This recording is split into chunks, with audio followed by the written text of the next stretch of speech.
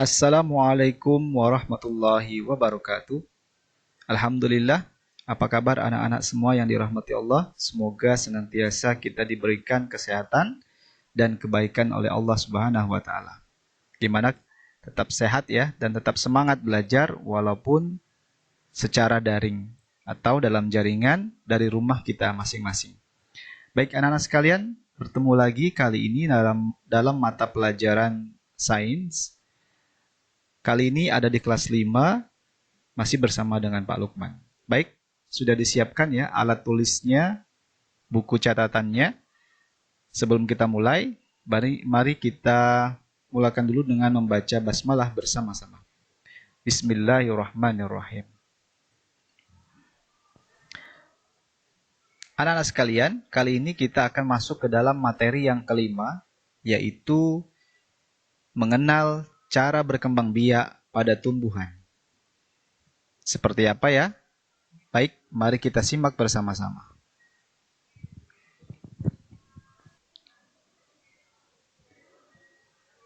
Seperti halnya pada semua makhluk hidup, memiliki ciri dapat berkembang biak, agar mereka bisa terhindar dari kepunahan. Demikian pula pada tumbuhan, karena mereka termasuk makhluk hidup, maka mereka memiliki cara untuk bisa berkembang biak. Nah, cara berkembang biak pada tumbuhan, sebagaimana pada hewan, juga dikenal dengan dua cara, yaitu yang pertama secara generatif, dan yang kedua dikenal dengan nama secara vegetatif. Baik, kita bahas satu persatu. Perkembangbiakan tumbuhan secara generatif adalah perkembangbiakan pada tumbuhan yang memiliki biji, di mana proses perkembangbiakannya melalui proses yang disebut dengan penyerbukan. Nah, tahukah anak-anak apa yang disebut dengan penyerbukan? Penyerbukan itu adalah proses bertemunya serbuk sari dengan kepala putik pada bunga. Lalu terbentuklah biji, di mana serbuk sari itu adalah mewakili sel jantan pada tumbuhan, dan juga kepala putik mewakili sel betina pada tumbuhan. Maka pertemuan serbuk sari dan kepala putik inilah yang disebut dengan penyerbukan, di mana nanti akan terbentuk biji pada tumbuhan tersebut. Jadi, bunga adalah alat perkembangbiakan tumbuhan secara generatif. Biji yang terbentuk dari penyerbukan akan menjadi tumbuhan yang baru. Bagaimana? Apakah sudah cukup jelas? Kalau belum, kita lihat gambar berikut ini. Perhatikan baik-baik gambar bunga berikut ini.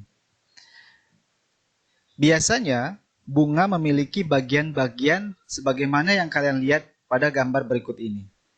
Terdapat benang sari, putik, bakal biji, kelopak, mahkota bunga, dan juga dasar bunga. Nah, pada proses perkembangbiakan secara generatif ini, di mana disebut dengan penyerbukan, terjadilah pertemuan antara serbuk sari dan putik. Nah, seperti ini, dalam benang sari terdapat serbuk sari yang akan bertemu dengan kepala putik, dan nanti setelah penyerbukan terjadi, maka akan terbentuklah bakal bijinya. Nah, anak-anak sekalian, inilah proses penyerbukan yang terjadi pada bunga.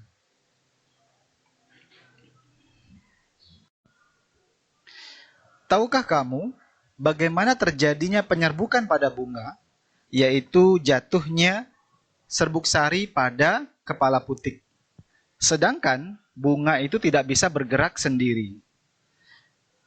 Maka Allah Subhanahu wa taala memang Maha Adil dan Maha Kuasa, yang telah memberikan perantara agar terjadi penyerbukan pada bunga, walaupun bunga tidak bisa bergerak. Bagaimana ya caranya? Ya, mari kita simak. ada beberapa perantara yang akan melakukan penyerbukan pada bunga. Di antaranya, yang pertama ada angin. Nah, angin akan bertiup melepaskan serbuk sari.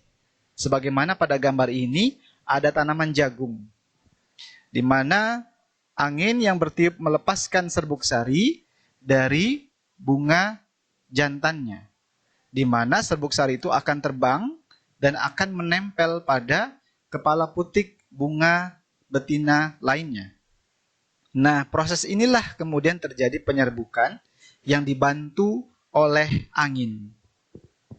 Perantara berikutnya adalah air. Pada prinsipnya adalah sama, tapi biasanya hal ini akan terjadi pada tumbuhan yang hidup di air.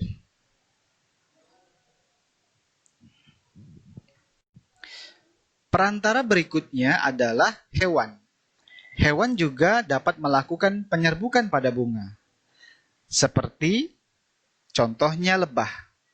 Perhatikan gambar berikut ini. Bisa kalian lihat ya, ini ada seekor lebah yang sedang melakukan penyerbukan pada bunga. Perhatikan baik-baik pada tubuh lebah tersebut. Allah menciptakan lebah, maka di tubuh lebah dipenuhi oleh bulu-bulu halus di sekujur tubuhnya, di mana bulu-bulu halus tersebut memudahkan serbuk sari menempel pada tubuh lebah. Sehingga ketika lebah berpindah dari satu bunga ke bunga yang lain, maka hal tersebutlah akan menjadikan penyerbukan pada bunga-bunga yang dihinggapi oleh lebah. Subhanallah ya, ternyata Allah menciptakan mekanisme yang demikian sempurna untuk terjadinya sebuah penyerbukan pada bunga. Contoh lainnya adalah hewan yang dapat melakukan penyerbukan ada tawon, kemudian kupu-kupu, burung kolibri, kelelawar. Pertanyaannya adalah, apa yang membuat hewan-hewan tersebut mau melakukan penyerbukan pada bunga? Ya, lagi-lagi Allah memberikan ilham pada bunga untuk memberikan imbalan kepada hewan-hewan yang telah membantunya dalam proses penyerbukan. Apa itu? Ya, bunga memberikan imbalan kepada hewan-hewan tersebut, yaitu berupa nektar sebagai bahan makanan bagi mereka. Sehingga hewan-hewan tersebut mau melakukan proses penyerbukan kepada setiap bunga. Nah, berikutnya adalah penyerbukan juga dapat dilakukan oleh manusia, di mana proses penyerbukan itu disebut dengan penyerbukan buatan. Nah, sebagai contoh, perhatikan bunga berikut ini. Ini adalah bunga pohon salak. Pohon salak memiliki bunga yang terpisah antara bunga jantan dan bunga betina. Maka, jika ingin mendapatkan buah salak yang banyak, maka biasanya petani akan melakukan proses penyerbukan buatan. Bagaimana caranya? Petani akan memetik bunga jantan, kemudian akan menepuk-nepuk bunga jantan tersebut sehingga serbuk sarinya jatuh di atas bunga betina. Maka hal ini bisa menjadikan proses penyerbukan terjadi. Nah, apabila penyerbukan terjadi, maka akan terbentuklah buah salak.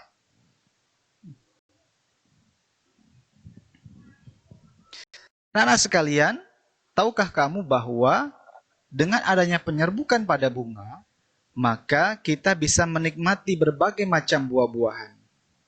Demikian pula, proses penyerbukan itu banyak terjadi karena ada hewan-hewan yang melakukan penyerbukan. Dan ini semua adalah kehendak Allah Subhanahu wa Ta'ala. Sehingga kita bisa menyimpulkan bahwa Allah Maha Pengatur dan Maha Kuasa atas segala sesuatu, sehingga bisa menjadikan kita menikmati berbagai macam jenis buah-buahan karena adanya penyerbukan pada bunga. Nah, demikianlah anak-anak sekalian pembahasan kita pada kali ini mengenal tentang perkembangbiakan pada tumbuhan secara generatif, yaitu melalui proses yang disebut dengan penyerbukan. Intinya adalah ada bunga yang melakukan penyerbukan dan akan terbentuklah buah pada tumbuhan tersebut. Sebentar, kalau kita lihat di gambar ini adalah bunga pisang dan pohon pisang. Pohon pisang pun terjadi penyerbukan pada bunganya, sehingga terbentuklah buah pisang. Tapi pertanyaannya adalah, pohon pisang ternyata tidak bisa berkembang biak dengan bijinya. Walaupun ada beberapa pohon pisang mempunyai biji, tapi kamu tidak bisa menanam pohon pisang dengan bijinya. Tapi pertanyaannya adalah, terus bagaimana tumbuhan pisang dapat berkembang biak kalau bijinya tidak bisa ditanam? Nah, jawabannya akan kita bahas dalam pertemuan berikutnya ya. Jadi, cukup di sini dulu pembahasan kita. Pak Lukman akhiri. Assalamualaikum warahmatullahi wabarakatuh. Sampai jumpa dalam pertemuan berikutnya.